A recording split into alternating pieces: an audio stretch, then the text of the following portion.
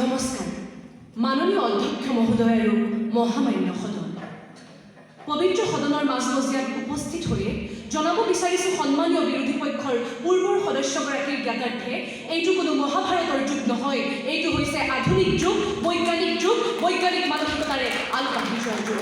মাননীয় অধ্যক্ষ মহোদয়, সন্মানীয় বিৰোধী পক্ষৰ পূৰ্বৰগৰাকী সদস্যই যিটো সময়ত পূৰ্বৰ শিক্ষানীতিসমূহৰ ৰৈ যোৱা দুখ ত্ৰুটি তথা কাৰ্যকৰী কৰিবলৈ ৰৈ যোৱা দিশসমূহৰ কাৰণে সামগ্ৰিকভাৱে আজি পবিত্ৰ সদনৰ মাজমজিয়াত নতুন ৰাষ্ট্ৰীয় শিক্ষানীতিখনকেই বিৰোধিতা কৰিলে, তেনে প্ৰেক্ষাপটত তেওঁৰ জ্ঞাতাৰ্থে জনাব বিচাৰিছোঁ যে তেওঁৰ হাতত থকা স্মাৰ্টফোনটোত তেওঁ নতুন ৰাষ্ট্ৰীয় শিক্ষানীতিখন ডাউনলোড কৰক আৰু অন্ততঃ গোটেই শিক্ষানীতিখন অধ্যয়ন কৰিব নালাগে, প্ৰস্তাৱনাটো অধ্যয়ন কৰক, যাৰ ভিত্তিত কোৱা হৈছে যে পূৰ্বৰ শিক্ষানীতিসমূহৰ ৰৈ যোৱা দুখ ত্ৰুটি তথা কাৰ্যকৰী কৰিবলৈ ৰৈ যোৱা দিশসমূহ এই নতুন শিক্ষানীতিৰ আধাৰত কাৰ্যকৰী কৰা হ'ব।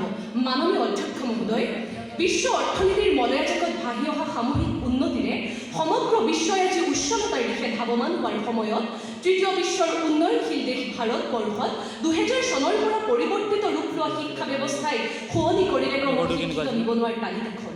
তেনে প্ৰেক্ষাপটত নতুন ৰাষ্ট্ৰীয় শিক্ষানীতিৰ 20 নম্বৰ অধ্যায়ত বৃত্তিমূলক শিক্ষাক আনুষ্ঠানিক শিক্ষাৰ এক অভিন্ন অংগ হিচাপে পোষকতা কৰা বিষয়টোৱে নিশ্চিতভাৱে ভাৰতবৰ্ষত নিবনুৱা সমস্যাৰ সমাধান কৰিব।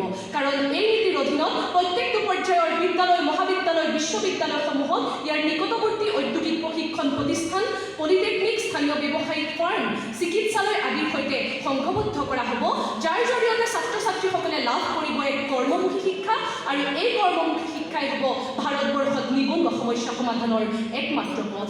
মাননীয় অধ্যক্ষ মহোদয়, মানৱ সম্পদ উন্নয়ন মন্ত্ৰণালয়ৰ এক সমীক্ষাত প্ৰকাশ পাইছিল যে ভাৰতবৰ্ষত প্ৰত্যেক বছৰে 88.3% ছাত্ৰ ছাত্ৰীয়ে স্নাতক পৰ্যায়ত নামভৰ্তি কৰাৰ পৰিৱৰ্তে গৱেষণাত নামভৰ্তি কৰা ছাত্ৰৰ সংখ্যা হৈছে মাত্ৰ 4%। যাৰে পৰিপ্ৰেক্ষিতত বহুতো ছাত্ৰ ছাত্ৰীয়ে প্ৰত্যেক বছৰে এমফিল ডিগ্ৰীৰে কেৱল আৰু কেৱল মাত্ৰ গৱেষণাৰ শিক্ষা শেষ কৰিবলৈ বাধ্য হয়। তেনে প্ৰেক্ষাপটত নতুন ৰাষ্ট্ৰীয় শিক্ষানীতিৰ অধীনত এমফিল ডিগ্ৰীক সম্পূৰ্ণৰূপে নাইকিয়া কৰি প্ৰত্যেকখন শিক্ষানুষ্ঠানক গৱেষণা প্ৰদান কৰিব পৰা শিক্ষানুষ্ঠানলৈ পৰ্যবেক্ষিত কৰা হ'ব, যি গৱেষণাৰ চাহিদা পূৰণৰ মাধ্যমেৰে উচ্চ শিক্ষাত আনিব এক বৈপ্লৱিক পৰিৱৰ্তন। সেয়েহে পুনৰবাৰ সমৰ্থন জনালোঁ এনে এখন প্ৰাসংগিক বিধেয়কৰ। মাননীয় অধ্যক্ষ মহোদয়, ডক্টৰ সৰ্বপল্লী ৰাধাকৃষ্ণনে কৈছিল শিক্ষাৰ শেষ উপাদান হ'ব লাগে স্বকীয় চেতনাৰে মুক্ত সৃষ্টিশীল মানুহ তৈয়াৰ কৰা, যি সমাজৰ বিপত্তিসমূহৰ বিৰুদ্ধে যুঁজিব পাৰে। অৰ্থাৎ অধ্যক্ষ মহোদয়, যিদৰে এখন সমাজ সৃষ্টি হ'বলৈ ডাক্তৰ লাগিব, ইঞ্জিনিয়াৰ লাগিব, প্ৰশাসনিক বিষয়া লাগিব, ঠিক সেইদৰে আমাক লাগিব শৈল্পিক চেতনাৰে সমৃদ্ধ একাংশ ব্যক্তি। আৰু নতুন ৰাষ্ট্ৰীয় শিক্ষানীতিৰ অধীনত মাননীয় অধ্যক্ষ মহোদয়, ভাৰতবৰ্ষৰ প্ৰত্যেকটো পৰ্যায়ৰ শিক্ষাদানতেই ভাৰতীয় ভাষা, সংগীত, কলা, দৰ্শন আদিক সামৰি এটা 4 বছৰীয়া অল ইনক্লুচিভ ইণ্টাৰডিচিপ্লিনাৰী BEd কোৰ্চৰ শুভাৰম্ভণি কৰা হ'ব, যাৰ জৰিয়তে অধ্যক্ষ মহোদয় শিক্ষা ব্যৱস্থাৰ হ'ব সামগ্ৰিক উত্তৰণ আৰু এই সামগ্ৰিক উত্তৰণেই শিক্ষা ব্যৱস্থাৰ উচ্চ শিক্ষাৰ ক্ষেত্ৰত আনিব এক বৈপ্লৱিক পৰিৱৰ্তন। মাননীয় অধ্যক্ষ মহোদয়, বিদ্যা দদাতি বিনয়ম, বিনয়ম দদাতি পাঠ্যতা, পাঠ্যতা ধনমাপন্তে ধনাধৰ্মাত্মতা সুখম।